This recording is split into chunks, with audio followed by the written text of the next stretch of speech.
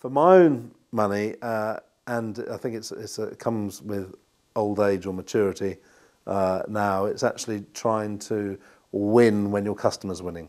So if I can help you, Mr. or Mrs. Customer, identify that what we've got to offer is going to make a great benefit to your business, then you're always going to want to come back to me for more, and you're going to trust me. We're going to build a relationship built on trust and success for both. Some salespeople obviously either don't operate that way or can't, maybe because their products and services aren't good enough to benefit the client, but they've got a target hit, so they'll sell them anyway.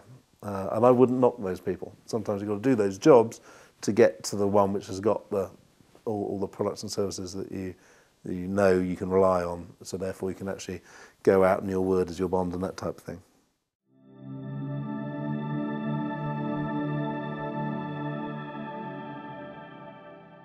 Recruitment, I think people forget about, we have two sets of customers. Our candidates are our customers too. You know, we need to give them a great service, and the only way to give them a great service is by being able to explain clearly what the roles are, who the people are, what the team makeup is, what the sort of culture of the organisation is as well. All that sort of stuff that's not on that job description, they need to understand, and to make a good match, because you know they haven't their time wasted as much as any client. So what makes a relationship work really well is line managers, sales directors agreeing timetables for recruitment.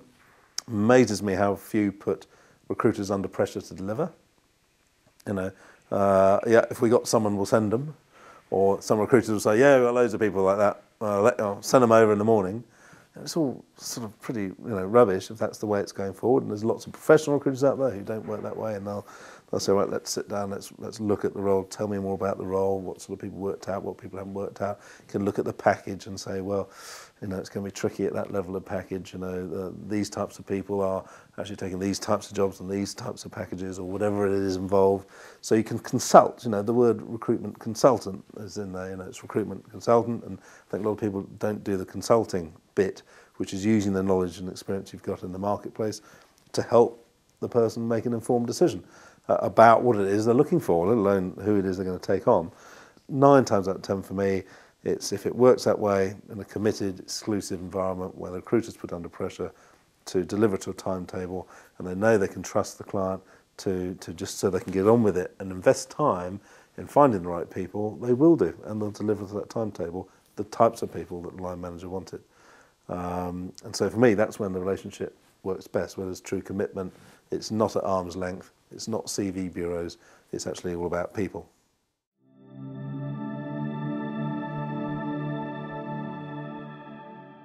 The most common ones are claiming all sorts of stuff, sales targets, bullet points of how much they're over target, and that type of thing, and just a few supplementary questions about, so what was your target?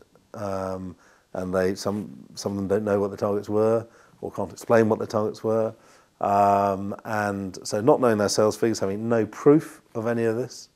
Claiming things like, I won this account, blah, blah, blah, and you ask them how they went about it, and it soon turns out it's a whole team of people, they just have to be one of them. I was top dog at such and such a person, well, terrific, show me the evidence of that, you must have got a well done from someone, and none of this stuff. So claiming things that aren't true. Now, we are talking about salespeople here, so they should be claiming things, but it's much better to be based on some facts. The other biggest issue is usually things like earnings. They claim, that what their earnings are, and it bears no resemblance to the proof that will be on a P60. The most common thing people do is they'll take their best month ever and annualise it as their annual earnings.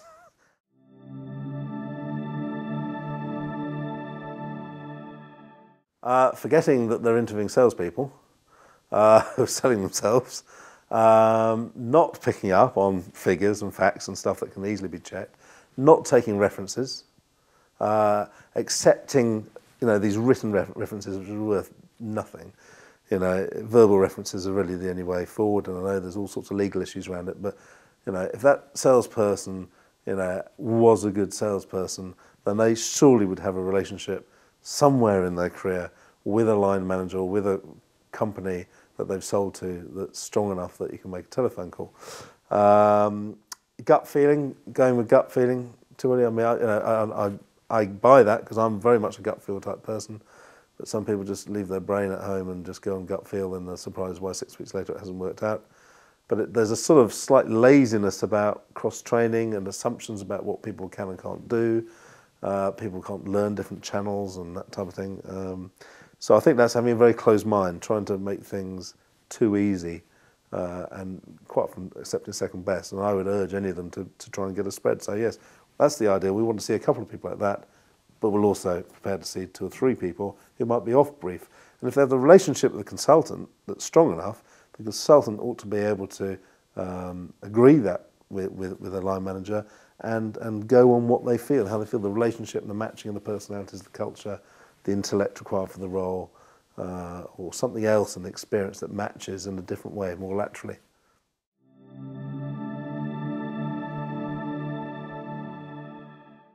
Neither. I mean, it's, it depends what the job is.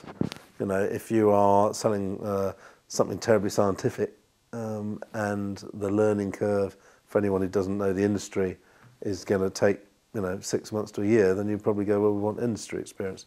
If someone can learn the industry pretty quickly, then I would probably suggest sales experience.